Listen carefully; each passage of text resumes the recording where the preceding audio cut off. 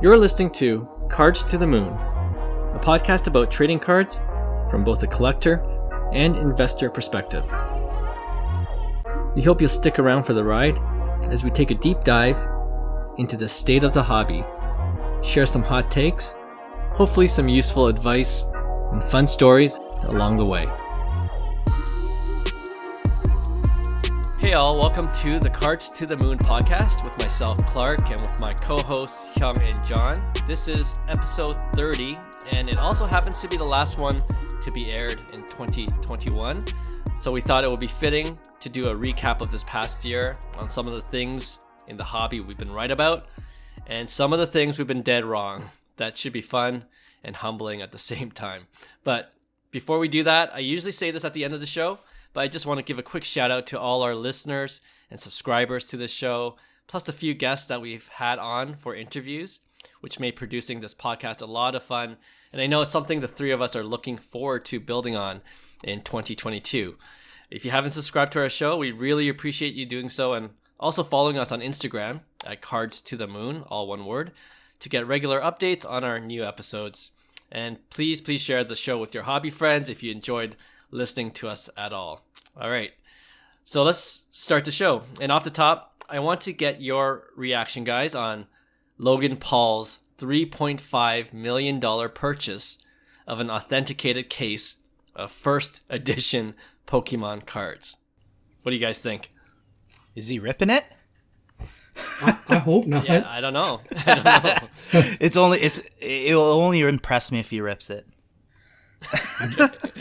I think it's crazy. I'm pretty sure he will. Yeah, I think it's insane, but I guess the only people that can really do it is, people that are, have that kind of money, investment money, right? But that's it goes hand in hand with like the influencers, the entrepreneurs, like crypto investors. You hit big on something, whatever it may be, you see crazy prices every day, right? But someone like Logan Paul, he has the audience, I think, to make that money back regardless. Mm-hmm. And I think to a normal person, it's insanity, but it's all perspective as well, right? So everything in between is where we're playing. So, to each his own is what I'm saying. And I hope that, it's a smart move for him. And yeah, we'll see. Yeah. Whoever has a box of first edition is probably so happy right now that Logan Paul was the one that bought the case, because he's probably going to rip it, which means the pop count is going to go down even further, right? Right. And then they'll sell it back to Logan Paul the next case. Yeah, for like $700,000. Yeah, that's crazy. The fact is, I mean, he's going to do it for the views, and he's going to do it for the showmanship. So he'll probably rip it all or do something crazy with it, or give one box away for donation or something like that. But as a collector or investor, man, I would never open that thing. Like, he's, they were kind of saying it on the video. They think it's widely known to be the only remaining case in existence, like sealed case. Wow. So, I mean, more than what's inside of it, I think the fact that you have an unopened sealed case of one of the Grail boxes, and I think they're mentioning there's 11 boxes in there. Mm-hmm. Obviously we don't know there are very limited amount of people that are collecting the $3.5 million stratosphere, but I actually think it's a pretty good investment at $3.5 million. That's probably I did the math. It's like 318 per box, 318,000 per box. And what was the height of the Pokemon box? I think it was like 400,000 or 450,000. Right. And then to have, there's probably a little bit of a premium to have like the entire sealed box. But yeah, anyways, good for the collector hobby universe. Again, good news is always, like any news is good news, right? So yeah.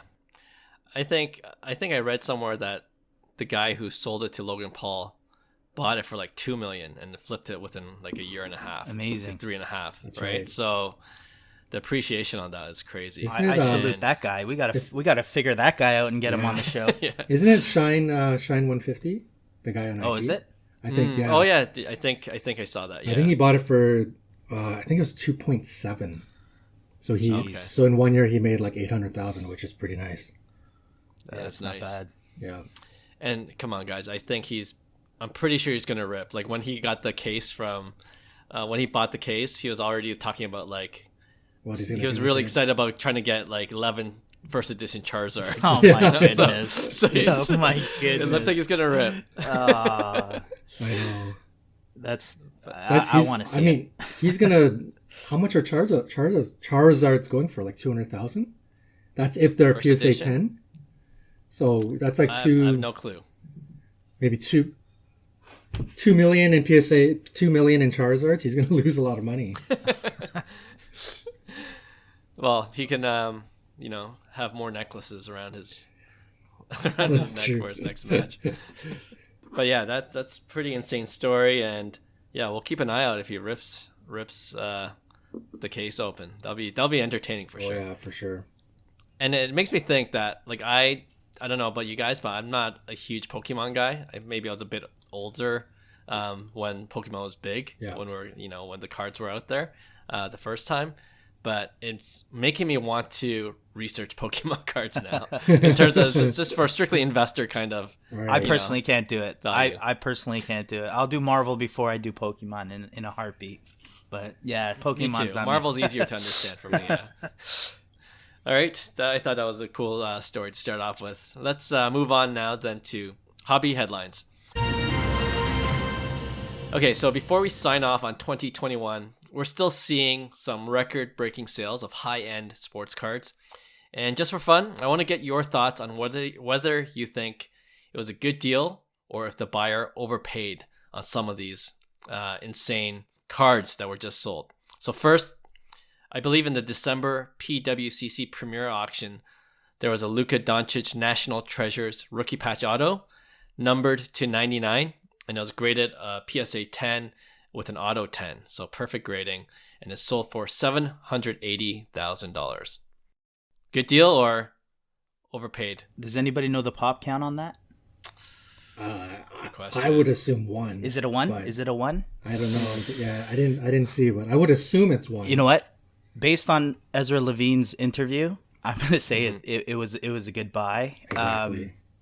Because when it sells for 1.5 or 2, everybody's gonna say 700K was cheap, right? And Right. based on where the leaders in our industry is projecting where this thing is going, I could see though that being one of the grails of modern card history, right? So for me, obviously, with those cards, you gotta overpay first before, to get your hands on one of them. No one's gonna obviously let it go for, under what they feel, and 780,000 right now probably was an overpay. But when you're dealing with pop 1, if it is a pop 1, then I'd say yeah, it's a great buy. Even if it's a pop 2, I think you're in good hands at that point. So I'd say, as crazy as that sounds, that just says something about is I'm just talking about inflation. This is nuts. We're talking about $1 million card, 7-figure cards, and I just thinking the U.S. just printed 80% of money in the last couple of years, and you just see these record-breaking prices. It's insane. Just It is insane. insane. Thinking about it, but yeah, I think it's a good buy saying all of that. Yeah. Listen, if we were sitting back in February and March of 2021, this is easily a $1.5 million card, in my opinion. As much as in my opinion, as much as we think the high end market is live and well, but there's no question somebody that's about to drop $1 million on Luka is looking at other Luka cards and seeing Luka Silver down 50% and seeing Luka Quartzite down 70%. Like, that doesn't, you're about to spend $1 million. You're, as much as you believe in Luka, you'll probably still get a bit of cold feet. So I think 780, to be honest, I think it's a pretty good deal. And if some of the talking heads, especially some of the bigger people in this game, like we're talking Ezra and Josh Luber, and how optimistic they are about where this hobby is going and where this investment, the entirety of collecting a sports card world is going. Man, Luka NT, probably pop 1, 1010 PSA. Huge card. I think 780. To be honest, I think that's a steal. But I mean, that's coming from somebody who thinks Luka is a generational talent, right? So you speak to somebody who doesn't think like I do, they'll probably be like, "That's ridiculous. 780,000. It's a pretty big risk." Right. Yeah. No, it is kind of funny. We're thinking 780K is a steal. Yeah. Just the pure sheer number is crazy. Mm-hmm. But I'm with you guys with Luka. Everything you guys mentioned, the card being a PSA 1010, rookie patch auto, iconic set. Mm-hmm. I could easily see that going over 1 million in the next year or two. For sure. So if I'm looking at it that way, for sure it's a good deal. So that's a Luka sweep there. Next card I want to bring up, again in the December PWCC Premier Auction, was the LeBron James 2003 Upper Deck Exquisite Collection, RPA. And I can't remember what it was number to. Let me look at it closely. 100. Number to 100? Yeah. And it sold for $384K. PSA 1010, right, if I didn't mention it already. And which one is that? This isn't his main RPA. It's like a... Right. It's You're not right. considered it's a horizontal one. Right. Yeah, not the vertical. Yeah. I think that one was lower serial numbered as well. But this one is, number 2. Yeah. 100. It's a horizontal format, but it's an Upper Deck Exquisite Collection RPA. Right. I think, I mean, I could be wrong, but the one that sells for in the millions, that's the rookie RPA. And then within Exquisite, there are probably insert RPAs. And I think this is probably one of the insert RPAs. Oh, I see. Okay. Yeah. Yeah, this one's tough. Because it's tough because it's not the exquisite rookie patch that Johnny was talking about, but I'm just bullish on the high end market in general. So I believe cards like these are all, and it doesn't make sense to us or some people maybe, but to some people it makes a lot of sense. And their situations are very different where they have millions of dollars where they believe in this industry. So their perspective comes from totally different. So I see what they see, and I see opportunity all over it, right? Because you don't know what's going to happen with technology, even though it's a LeBron insert or not, it wouldn't be an insert, but not his more desired RPA exquisite. I still think there's going to be crazy legs with these upper end cards, especially a guy like LeBron James. So again, it's the same situation where today probably overpaid, right? But then when it's all said and done, we could look back and say, they bought the dip really. So that's where I stand. Yeah. Yeah. Good point. Mm-hmm. Yeah. This is a tough one because I think when we talk about, national treasures, RPAs, the ones that are first and foremost, even though we're not in the high end card market, they're readily seen. People know about them. This is obviously a lesser known LeBron card, so it's really hard to say if it was worth it or not. But like Hyung just mentioned, and we mentioned with the Luka card before, if the way the market is going is any indication, I think any of these big cards, there's a reason why they're all quote unquote record breaking sales for those particular cards, because people in that space really are bullish on where this is about to go, right? So, I think it's a good purchase. I can't say if it's a steal or if it was overpayment, but I feel like it's a good purchase. When I first saw this for 384? 84, 384K. It being a LeBron James RPA just seemed like a super steal to me. But then you guys pointed out the fact it's not his most desired RPA, the one that's easily recognizable. Right. But again, the condition of the card is a 1010. People are going to see LeBron's career, and any of the high end stuff I could just see easily gaining in appreciation. And I could easily see that going to 500,000 in a hurry as well. Mm-hmm. So for me, it's a steal actually. And if I had the money, I would have definitely added that to my collection too. Okay, the next one is a little different. We talked to Ezra Levine of Collectible, and this one is actually on Collectible. It's the 2009 National Treasures RPA of Steph Curry. It's a rookie card. It just received a buyout offer of 780K. So the exact same price as the Luka on as what the Luka sold for on PWCC. So 780K is a buyout offer. I think the way it works is that the shareholders of that Steph Curry RPA, National Treasures, they got to vote on it, I guess, to see if they accept that offer. And I believe I read that if they do, it was a 55% premium over the IPO price. So that's a pretty good return. So that being said, do you think the buyer, if the offer is accepted, is getting a good deal in this case? 100%. Yeah, I agree. I agree with the same thing. Yeah. I like as a seller, I'm taking it too, though. Like, you know what I mean? It's one of those things where it's like, well, you have no choice. Yeah, you take profit, move your profit elsewhere, and you do the same thing with another card, right? But yeah, I'm the same way. There's nothing more to say. Is like I think that's where this is all going. You know, is people are after these super high end cards because they're so desirable for stuff like places like collectibles. And you know, as big money comes in to this thing and it keeps on dumping in, you know, you're gonna see a lot more record breaking sales. And I reposted that I guess that clip we put with Ezra Levine saying that there's going to be an 8-figure card in 2022, what he was saying. And it makes so much sense when you do break it down to fractional shares, and it makes it very easy for investors, not collectors, but investors to get into the space. And this is where they're playing. They're not looking to invest in, you know, the $1,000 cards. These guys don't care to hold the product. They just want a portfolio that manages it, and they want to buy and sell and manage their portfolio just like they do crypto.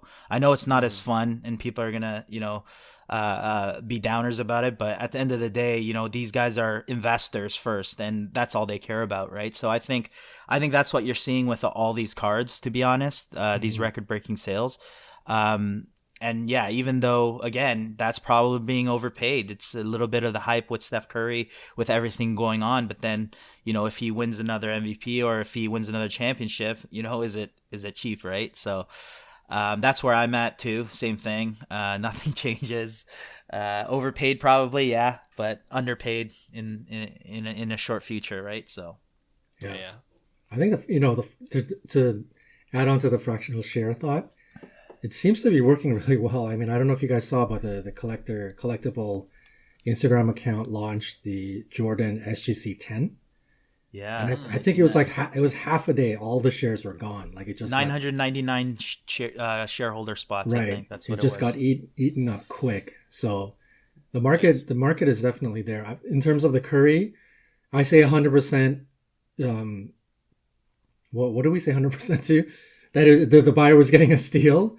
At 780, yeah. Because I think that card's topping 1 million. Like there's no question. Right. We're about to see a $1 million Steph Curry, and it's probably going to be that card, right? I know there's different versions of that card. I think there's like a platinum version numbered out of 5 or out of 10. Like that thing is easily going over, you know, probably like 1.5, 2 million. But the one out of 99, yeah, it's going to top 1 million. So I think Hyung's right too. If right now is clearly a bit of like a heat storm for Steph Curry in the midst of a down market. So is it a good time to sell? Yeah, it is. But, you know, at the same time, I don't think you're wrong by holding and not selling, because I think that's $1 million card or more, right? So, yeah. Anyways. It'll be interesting to see, what the shareholders do if they actually sell at that price. But I don't know if this is going to be a boring show, because I'm going to agree with you guys too that at 780K it's a steal. I won't harp on it too much because you guys mentioned all the good points on it. But yeah, I could see that easily being $1 million card too. So if I was a shareholder, oh man, that's tough. I know it's a good return. Actually, I would sell too, because then with that money, I could see it. Yeah, you put it into ETH or you put it into something else real quick, and then but exactly, or buy a personal better card, like not a share of a card, but you could buy something for yourself, right, with that kind of money. Okay, I saved the best for last. This is a cool story actually, and you guys already heard it, but it's the 2013 Marvel Fleer Retro Spider-Man Precious Metal Gems card. And I think the story goes, you guys can correct me if I'm wrong, but The buyer bought it a year ago for $950, and it was numbered to 100. He got it graded at PSA. Yeah. He anticipated the movie that's out right now, No Way Home. Beautiful. And then with that PSA 9 grading, mint condition, he put it up for auction, I believe, and it sold for $72,000. Oh so from $1,000 to $72,000 within a year, and I think if you calculate that out, that's almost a 7,500% return. That is beautiful. So insane. With that said, like that's amazing for the seller, like to make that profit within a year. Do you think whoever bought it for $72,000 is getting a good deal, or do you think he's just with Spider-Man the movie, the hype's out there and it might drop? I don't know. What do you guys think? I think he's gonna have a very nice PC for a while. I'm really happy. I'm really happy for the seller. Yeah, like that's bravo. Move. That's what's motivating. Everybody. Play. It's a perfect play. It's perfect exactly play. He's seen the market. He timed it perfectly, and he reaps the benefit. Right? You 75x. When's the last time you 75x anything? Right? That's ridiculous. Right? As for the buyer, see, I'm not completely sold on that space yet. I believe that there's a lot of area for Marvel, but that one's tough for me just because there's no proven history, right? Whereas all the other cards, these are all-time highs for other players, but we've seen, where LeBron can go. We've seen where Jordan can go. We've seen where Gretzky's can go, and the Wagners and stuff like that. So in the sports card world, I could see it being a little more safer. With the hype of, it was a precious metal gem too, right? Yep. Yeah, so it's a beautiful card. Don't get me wrong; it has so much eye appeal. It's a very, very nice card. But I just think 72K is a lot for a Marvel card right now. I could be totally wrong, but I'm not in that space, so that's the only reason why I'm saying it. It's just maybe a lack of knowledge, and maybe there's no comparables that I can say, okay, this is very concrete, that I could see that this is having legs. In sales is always, when I was a sales rep, it was always with a story. You would never want to be the first, or you never want to be the last in there, right? It's kind of one of those things. It's like, I want to see this market first. And if there might be a correction to that, and it might take very long on a long-term bullish market, let's just say, right? So I think it's a hype, to be honest. I think they might be holding the bag on this one a bit. Okay, fair points. I think everything that we've learned in patterns of how sports cards or collectibles go up, like we're talking about hype and timing, we're immediately all in agreement, and I'm sure most of the listeners are going to be all in agreement that this was an absolute perfect sale by the seller. You know what that means? That means the buyer paid way too much. Like he's going to be holding the bag. That's what that means, like in the end, right? And we know, like long term, who knows? I think I would have been a little bit more on the buyer's side if this was a PSA 10. I think I can completely understand just going all out for that card because it's a PSA 9. And from what I think I understand, I didn't actually check the pop reports. I don't think there is a PSA 10, so PSA 9 is probably the highest for now. But I would have been a lot more confident in spending that kind of money and being the first trailblazer to spend that kind of money on Marvel if it was a PSA 10. So I think he's going to hold a bag, but long term, who knows, right? Like Marvel had in 2021, Marvel was one of the big stories, right? Of where it came out of nowhere and it started exploding.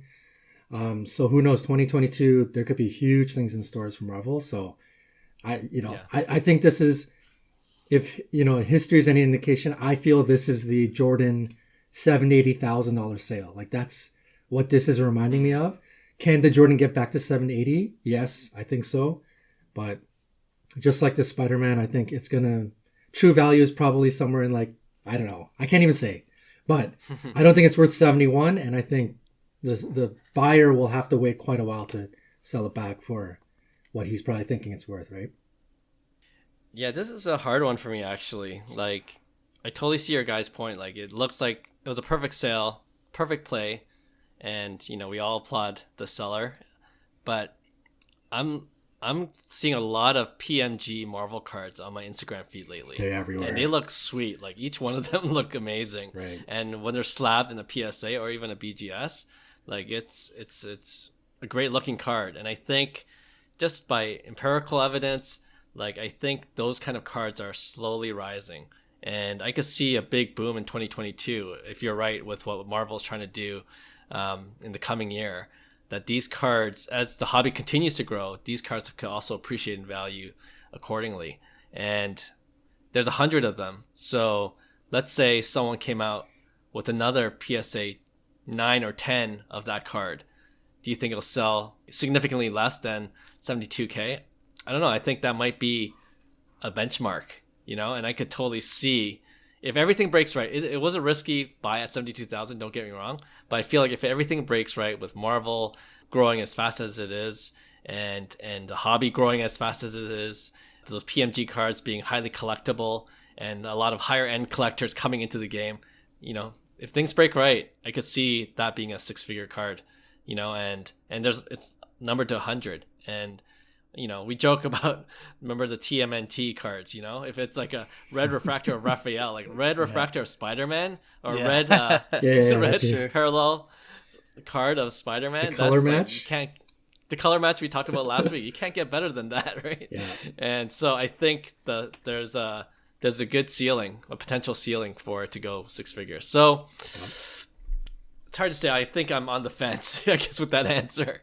But I think there's potential that PSA 9 is a pretty good deal.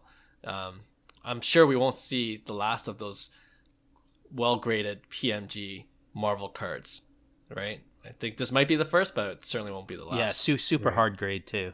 Yeah. Oh yeah, exactly. And that's a good point. PMG cards are notoriously hard to get good grades on, right? Yeah.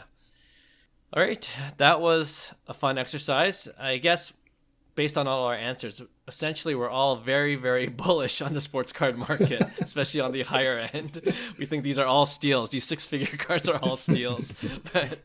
But yeah, it's great to see that we're optimistic about the hobby. I know it's been a kind of a roller coaster ride in 2021, but we're looking forward to greater things in 2022. All right. Before we actually wrap up this final hobby headline segment of 2021, let me ask you guys, what card or cards do you think has the potential to be that next record-breaking sale in 2022? And it doesn't have to be as high as the numbers we just mentioned, but what card do you think can take that jump where we're like, oh, this is a new record for this card? I think 2022, we will see record-breaking sales for Bobby Witt Jr. Bowman Chrome Autos. I think he'll break a 6-figure sale this year. I believe the superfractor did sell for close to 100K. So it already is a 6-figure card technically. But I'm saying a color like red potentially goes for over 100K this year in 2022. I think he's gonna wow a lot of people. I think there's a lot of hype around it. I think it's a perfect marriage pretty much, right? But we'll see. That's just a strong prediction. Obviously, he hasn't played a single major league game yet, right? So we will see. So you're really high on Bobby Witt Jr. I'm pretty high on Bobby Witt Jr. All right. We already touched. Yeah, we already touched on. I mean, it's kind of boring, but we already touched on what I was going to talk about. And one of the ones I have first and foremost is the Steph Curry NT-RPA. I think it's going to break records this year. I think it's going to go over 1 million. So we already touched on that. I'm not going to say anything further. And we also touched on PMGs. That's another one thing I had on my list. I agree with you on all of that Spider-Man talk, but I still think that the buyer bought it at the height of the thing. But at the same time, we talked about this last week. I mentioned this point about the Steph Curry Chrome rookies, is that you don't see these cards appear at the same time, right? So sometimes you do have to pay the premium for it to kind of show up out of nowhere, right? I don't know if this is true, but I was reading some Instagram comments regarding the Spider-Man, and I think a Thanos, I don't know if it's a PSA 10, I assume it is. A Thanos PMG sold for 25K. And just looking at the PMG market now and how hot it is and how limited it is, seeing some of the basketball players, like no-name players, PSA 7s are going for like $10,000 from that original 97 set. So I think in 2022, in terms of record breaking, I think almost every PMG that is of pretty decent popularity, like you're talking about in Marvel, like Spider-Man, the main characters.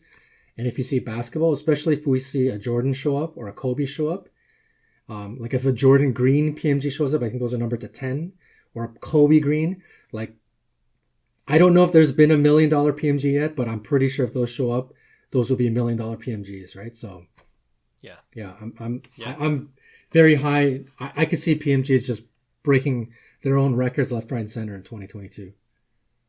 Nice. I could totally see that as well. Mm.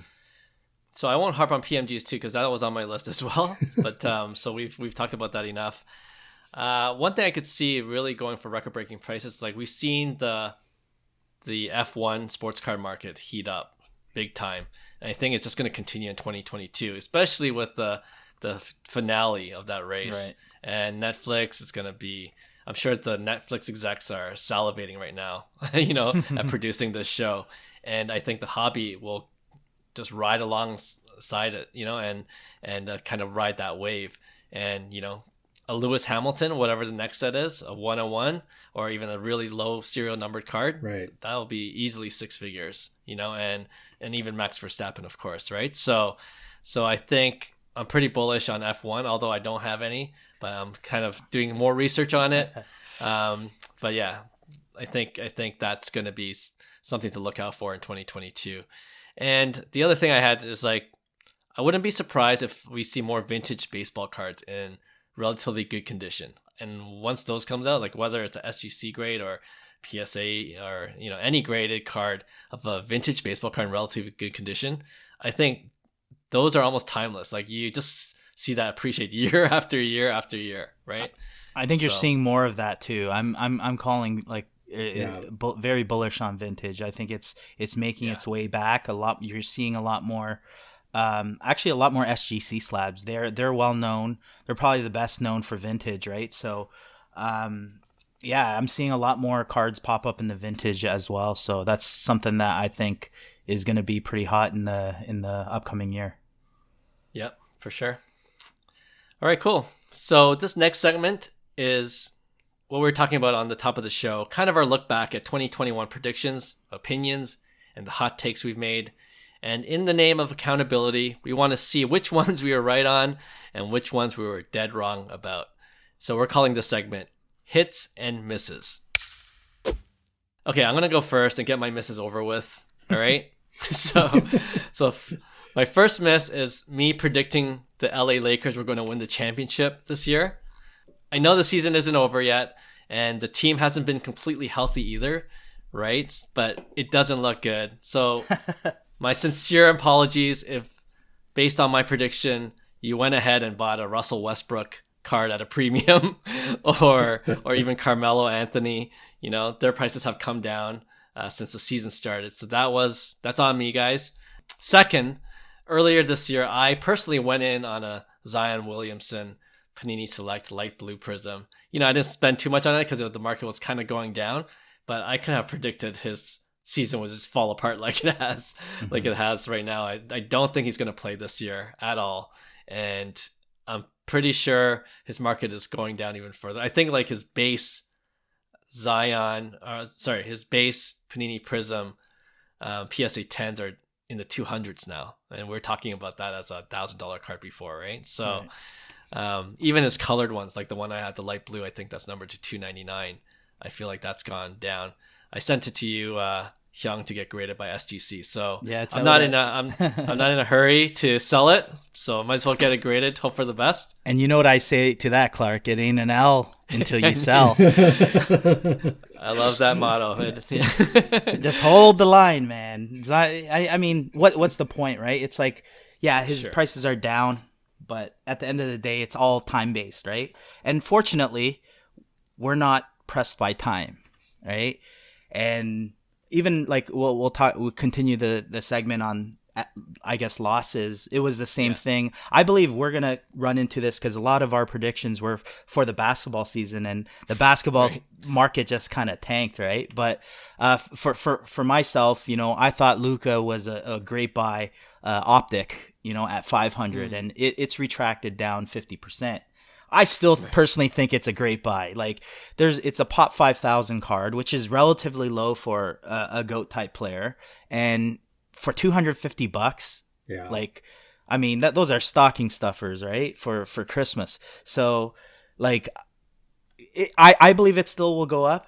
It's just the timing of the market, but probably that and the tray courtside, which it retracted down to $500. Which I actually picked one up right around that price because I thought it was really cheap. But you're seeing kind of like the next sale happens to be $700, and then it goes based off last comp, right? So I would say those are probably my two biggest L's, or I wouldn't call them L's, but it just takes a little more time than what we anticipated, right? So yeah. Fair points. All right. I was looking back on like some of my show notes from like the first podcast all the way to the 30th to kind of review some of the things we talked about. And because we started when the market was pretty hot. So, we were probably wrong on almost everything. So the bottom line is we're a bunch of idiots and don't listen to us, right? I like to say our very first episode was whether we're seeing a sports card market correction or a straight out implosion, and I think we said it was a market correction. I think we're still right about that, right? Come on, let's give us a little bit of credit here. Yeah, but all jokes aside, my losses have been well documented on this podcast. we got Giannis. We got Giannis. That's a big one. We got MPJ. Oh, yeah, right. I talked about like. People got to get on buying courtside MPJ, and I think a couple of weeks after, we're like, who are you doubling down on? I'm like, MPJ, baby, you got to double down on the MPJ. Oh, that's a rough one, but I was looking back on the Giannis one, and I think his prices are back to similar before he won the championship, and it really made me think, like, man. Big boys, like the big men in basketball, get so disrespected. Like, I know I wasn't sure if Giannis was going to win, and I was pretty wrong on that. But man, the guy is a 2-time MVP and now got a championship. I think the question on everybody's mind was, I don't think this guy can win a championship, and boom, he wins a championship. And his cards are still not at the level of like, rising GOAT type of player, right? So it's tough, man. I don't know what to really think about guys like Giannis. Like, is he gonna be like Luka and like these rising sexy superstars, or he's gonna go down the path of like Shaq, Tim Duncan, that kind of like not so sexy. He'll end up like top 15 all time, but his card values will be like a fraction of Kevin Durant and Steph Curry, right? So it's tough to say, man. But anyways, Giannis, MPJ, probably my big losses. What's funny is I think on one of the earlier podcasts I mentioned like Keston Hira Sapphire at $100. It's a great buy, man. Yeah, I couldn't imagine it going any lower, and I think now it goes for like literally a Sapphire goes for like $20 or $25 or something ridiculous. Man, wet newspaper, man. Wet newspaper. Yeah, seriously. Hold the line, baby. Hold the line. He's swinging on wet newspaper. That's the perfect analogy. Seriously. Oh man. Yeah, we've all had our L's. Because I see that Johnny's still a Giannis hater, so I think it's. You know what? That's a good point though. Like it definitely is back to pre-championship prices, which it shouldn't be, right? The championship should have set a new floor, right? But I think Hyung said it too. Like the whole basketball market just kind of tanked together, right? So it's hard to say, but we're, I think we're still bullish on basketball cards, making a comeback at some point, and we're buying a lot of cards on the dip. But let's go on to the things we were right about, and I want to stick with basketball. The one thing I was right about was in one of our earlier episodes, maybe even our first or second episode when we did our first pick one, I pit Steph Curry versus KD, and I chose Steph Curry because I just thought he was going to be a generational type player, and like he's going to be known as one of the guys that just changed how the game was played, and I think that's going to add tremendous value to his card.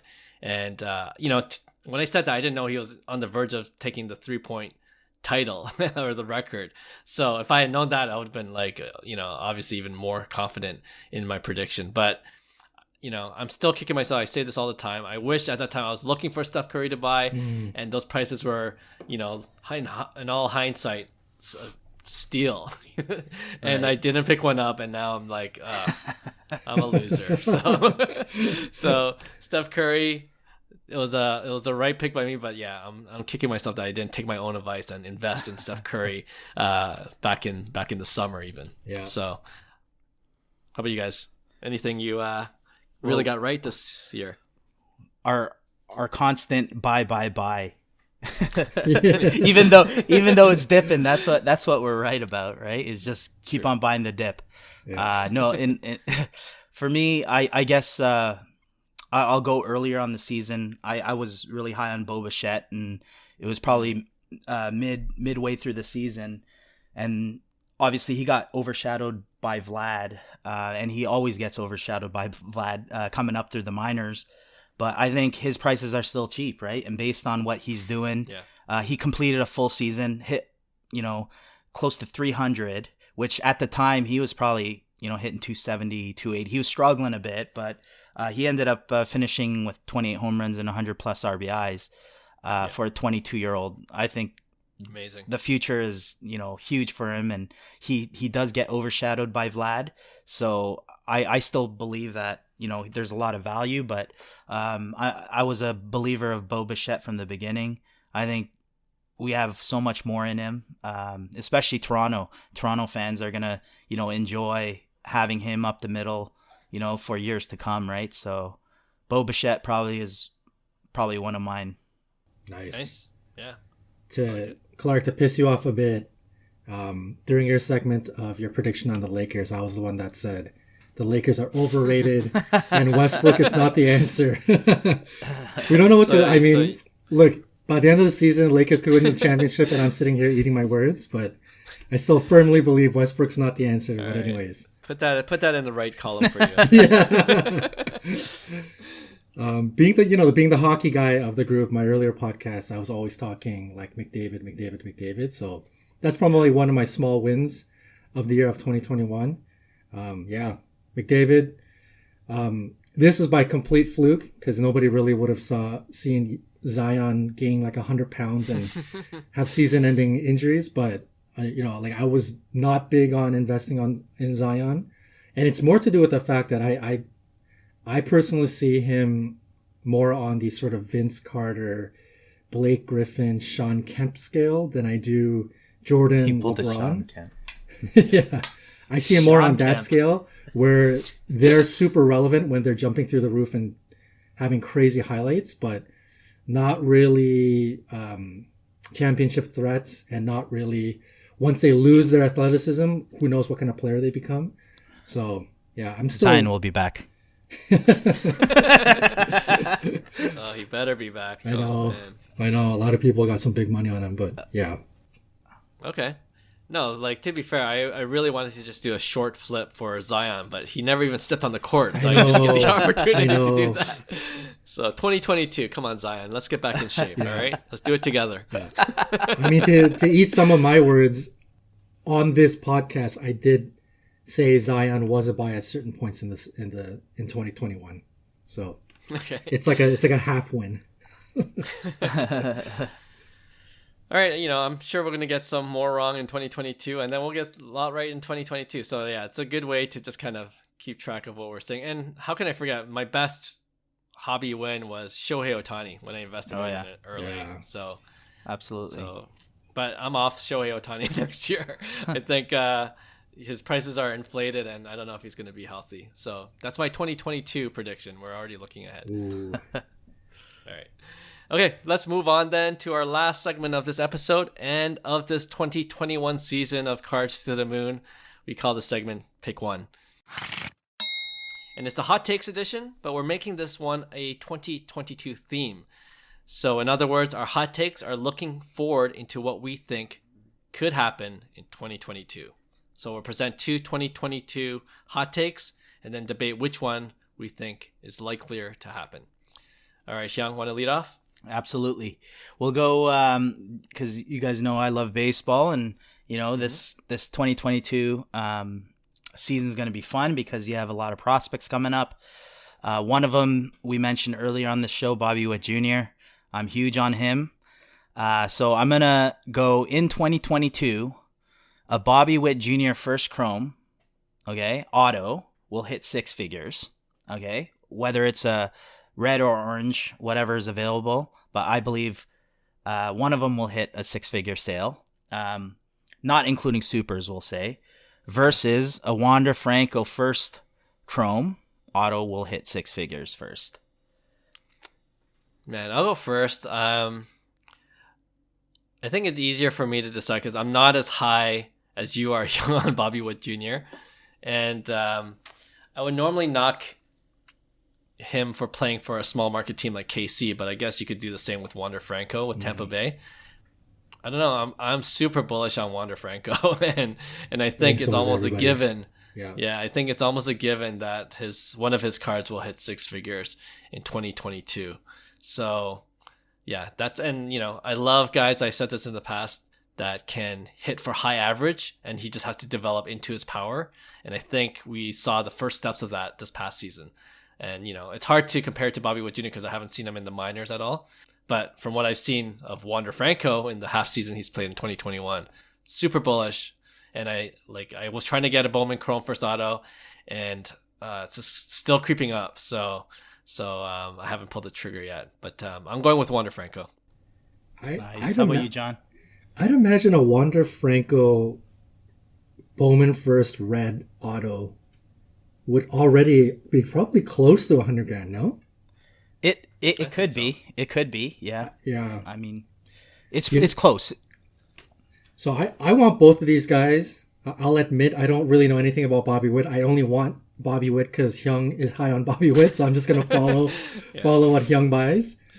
But, in order for a card, we all know this, in order for a card to hit a record, and we're talking 6-figure record in 2022, the demand has to be there. And I think it's clear of the two guys, everybody knows and has heard of Wander. He's like the can't miss prospect in the last handful of years. So that demand is there. So I think it's good. For me, it's a very easy pick. The hype and demand. There's a lot of people in the know. There's a lot of hype on Bobby Witt as well. So I could see that being a possibility too. But the Wander Franco hype train is just too big. There's too many eyes. And that just gives it a way higher percentage to see a record-breaking price. So yeah, Wander Franco. All right, I'm actually gonna go Bobby Witt Jr. I'm gonna go really outside the box here with this hot take. Real hot take. I'm gonna believe he's gonna drop 30 bombs in the big leagues next year as a rookie. Damn. And this is why I believe this will happen. If he does something stupid like that, I believe his prices are going to be astronomical, right? Because it's the perfect marriage of an $8 million signing bonus, the number 1 or number 2 prospect, in all of baseball now, and just the ceiling, his history. There's a big list of successful big leaguers with Bobby Witt as a pitcher, and the son. I grew up watching Bobby Witt. He was a stud. And the crazy thing is, when I coached with the junior national team in 2018, 2019, we had the World Championship qualifiers in Panama, and Bobby Witt Jr. and Anthony Volpe were up the middle on that team. Wow. And it was ridiculous. And I remember watching Volpe because that was right before he signed, and I was just like, I don't see. At that time, I didn't see the $8 million because he was young. He was 17. He still, was a skinny kid.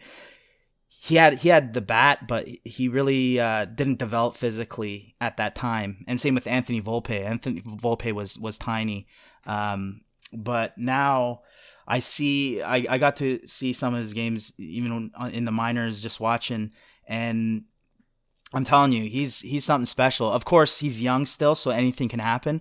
On the flip side, I think Wander is going to have a great season. I'm very high on Wander. The thing that worries me with Wander's prices is if he hits 290, 300 with 20 home runs, 85 RBIs, 100 runs scored, like has a great season, but it's not, the crazy numbers that, we see from Vladdy and stuff. Will people kind of think he's overpriced at that point, right? Even though he might develop into that. So I'm thinking Bobby Witt Jr. with the hype and the potential of his entrance in the big leagues could set something up. So that's why I kind of chose Bobby Witt Jr. No doubt in my mind, Wander Franco is ahead of him as of right now. But I think it's going to be interesting to see in 2022. And I think both of them will have record-breaking sales because I think both of them are going to come out swinging in 2022. That's a good point about Wander. He's not quite the home run hitter, right? Right. And I don't know how that's going to respond to people, right? Yeah. And old heads know this Nike commercial, chicks dig the long ball, right? It's still clearly it still holds true in the hobby today. Like if you're a part of the home run race, like that's what makes all the noise in the hobby, right? So let's say I could see that, man. If young Bobby Witt, rookie, is a part of the home run race, that's a different kind of hype than just Wander Franco, on base percentage being like super high or something like that, right? So, yeah, for sure. All right. Okay, Johnny, you want to go? Yeah. So I'm going to piggyback on, since we're talking 2022, I'm going to piggyback on Ezra's prediction of an 8-figure card in 2022. So we're going to put, I think if you do some kind of minimal research, which I've done, and I don't know if this is the best case, but I'm going to say, in my opinion, I think the Honus Wagner T206 has the easiest chance to become the next $10 million card. The SGC3 sold for 6.6. It's currently the highest selling card of all time. So we're going to put the Honus Wagner T206 becoming the first 8-figure card in 2022, or any other card out there becoming the first 8-figure card. I mean, if that Mantle PSA 10 comes out of the Baseball Hall of Fame, clearly that's going to be an easy 8-figure. I don't know, a LeBron RPA, if somebody's got a PSA 1010 out there, I don't know if it exists. I don't think it does, but something like that I think could happen. But what do you guys think? I personally think, oh man, the Honus Wagner, if it's available, yeah. Like I think right? The next sale could be 8 figures, but I don't think it will be available, to be honest. I think there's going to be a lot more modern cards that are going to surpass it before it ends up breaking it. Right. I just think the Honus Wagner T206 is so rare, right? Like you don't see them up for sale. I think SGC3 sold for 6.6, right? And then what if the PSA 3 comes out, Yeah, exactly, for sure. And at that point, I think it's fair game.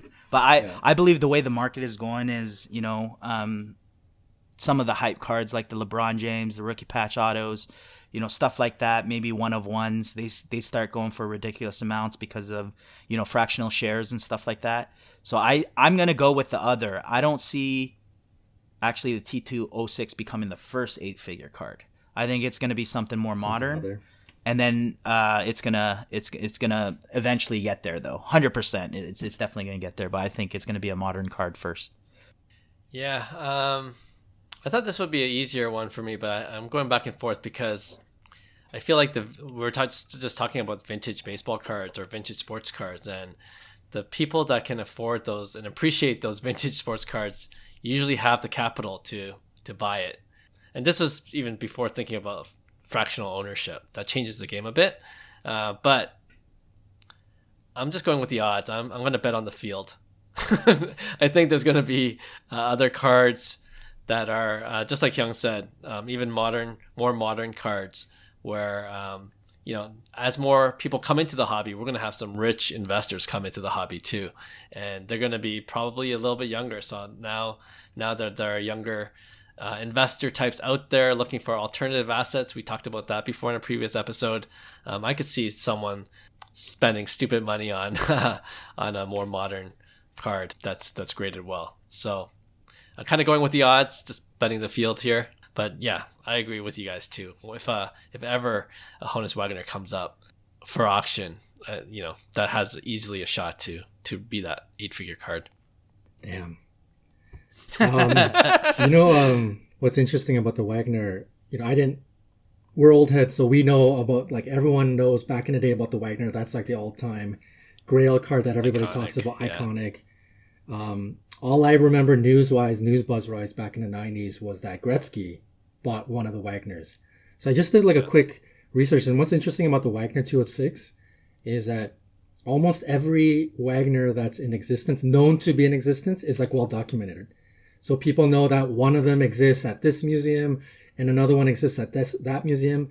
The one that Gretzky had, I didn't know this, but he actually ended up selling it to selling it to Walmart for like $500,000, and Walmart used it as a part of some kind of crazy promotional campaign giveaway or something like that. But anyways, that card in specific, it's a PSA 8, but it's known to be altered. So I don't know if now it's classifies as altered, but it's a PSA 8, and they call it the Gretzky card. So all of these Honus Wagners actually have these weird nicknames, like the Gretzky Wagner, and then there's one Wagner called the Jumbo Wagner, which was the white borders were miscut, so they're actually a lot bigger than the real card. So what collectors say is that if you actually cut it to the real size, you have a perfect Honus Wagner.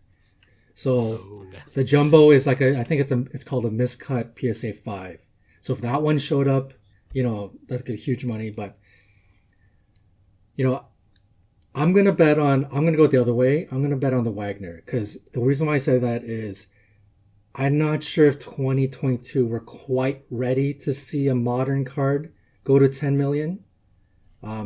We're getting close, but I don't know if it's quite there yet. Unless there really is a LeBron RPA. Is there a PSA 10? Did we talk about this already? Where there was what was the crossover? Remember that crossover? Oh, yeah. Was that I'm trying to get back to my... Anyways, I don't, point being, I'm not sure if I quite am confident there's going to be a modern PSA, like a $10 million card. And yeah, Hyung's right in that the Wagner's probably not going to show up in the next year, but I'm going to take that bet instead, because I think if the Wagner does show up, if a PSA 3 shows up, or that Jumbo miscut PSA 5 shows up, that's going over $10 million. So I'm going to put my money on the Wagner being the first in 2022. So we'll see if you're right or if Ezra's right for 2022, because Ezra seemed to be bullish on seeing that 8-figure card sale next year. Yeah. But no, definitely fair points by you. All right, I'll end off the Pick One segment with these two hot takes. One, hockey cards are going to see a major exponential boom in 2022 versus golf cards are going to see a major exponential boom in 2022. I got to go with the hockey. Okay. I already see it a bit. Has some momentum with the Future Watch autos and, the young guns being kind of like the classic go-tos. I could see, especially with you talking about, Disney getting to hockey and, all that jazz. I just still think the golf card game is pretty weak, to be honest. It's pretty I guess stale. And hockey has that momentum going into 2022. So I'm gonna say hockey's the next biggest thing between the two. Okay. Even with recent news that I guess none of the NHL players are playing in the Olympics. Oh yeah, I don't think that's gonna be a major factor in prices. To be honest, it's a temporary kind of thing that people are gonna forget about, and life's gonna go on, and we carry forward. Yeah. Okay. Selfishly though, if you're an owner of Ovi or Sidney Crosby or McDavid. Like, I mean, you wanted to see those Olympics. I think this was going to be the one and only time McDavid and Crosby were going to be lined up together. That would have been magic, right? So, and what that hype would have done to their cards. Oh my goodness. I've been saying golf. You know, you guys probably think I'm going to pick golf, but I'm going to pick hockey too. And I'm big on golf because number one, I don't know when the Netflix thing is going to come out. Hopefully in 2022, because I'm pretty excited to watch it. But I'm with Hyung in that I need to see Upper Deck do a good job. Like, of the golf products so far, it's super weak, man. I'm big on golf for specific cards and characters. Like, for example, Tiger Woods, or like, you know, the PMG Rory and the Tiger Woods PMG. Like, I'm big on specific eye-appealing cards that are appealing to the entirety of the market. And, you know, maybe like Bryson DeChambeau, but I need to see Upper Deck really do a good job of this next wave of sports cards for golf for me to buy into it completely for the entirety of golf. For hockey, you know, I'm big on hockey. I haven't collected big on hockey since I was a kid, but you can really see hockey moving right now. Like Hyung mentioned, Future Watch. We talked about this on previous podcasts. I think it's making a lot of movements, and hockey has been, you know, I don't know if it's by happenstance, but it's been well protected on this sort of giant base decline. You don't really, Young Guns is, yes, it's base. It's way more SP than real base because it's a lot more hard to get. But that's like the main quote unquote rookie cards. And they haven't fallen trapped to this base collapse. And hockey hasn't really, it's got its own market. It's not following this basketball prism, you know, super overprinted junk slab. It's not in that space. It's got its own little niche market. So I think hockey is well protected. And I could see hockey making some moves. So I'm going to, as much as I'm big on golf, I'm going to pick hockey. Okay. Damn, I couldn't get you guys to bite the bait on the Olympic news. And yeah, it hurts and though, man. You guys are both golfers too. I'm not a golfer at all, so I tried playing golf. That doesn't mean I'm a golfer. Okay. All right. Yeah, it's gonna be a hockey sweep for me. And you know what though? That being said, I think, and you know, like, I don't know if I said this before on this podcast, but I've said it to my friends, certainly, like, out of all the athlete interviews, hockey guys are the worst. Like, they're so boring. They say the same thing game in, game out. You can predict exactly word for word what they're going to say. You know, it's like... Just wanted to give it 100%. Right. It's all about the team. Exactly. We got to, you know, play two-way hockey. We got to play defense and all this stuff. And then, you know, on the other hand, golf guys are like, you know, they're becoming a little bit more celebrity status. You know, they're like DeChambeau you were mentioning. I don't even follow golf, but I know who he is because of his personality. So there's potential in golf.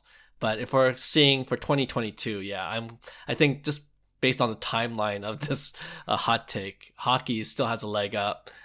We talked about Disney getting involved and just really promoting the sport this coming year through different media avenues. So yeah, it's going to be a hockey sweep. But 2023, it'll be interesting to see how golf as a sport, professional sport, unfolds and how that might impact the hobby even further. Yeah. But I think you almost had us, man. If, for example, if we heard news that there was Topps Chrome golf coming out, I'm pretty sure Hyung and I would have said golf. Like, no question. I'm pre-ordering. Yeah, I'm pre-ordering a case. We're buying cases of that stuff. So, yeah. come on, Upper Deck. Let's get on it. Seriously. Holy smokes. Upper Deck Chrome. Think about Upper Deck Chrome. Oh, man. Like, they need something like that. That'd be sweet. Oh, man. All right. Okay, so thanks again, everyone, for tuning in to Carts to the Moon. We wish everyone out there a safe and happy new year, and we'll see you again in 2022. We're looking forward to a whole bunch of new shows with new interviews, and we're even talking about maybe doing more than one episode a week. So that's something we're in discussion with, but I think 2022 is going to be an exciting year for this podcast and for the hobby in general. So with that, take care, everyone. Happy New Year. Hey, thanks for listening to Cards to the Moon.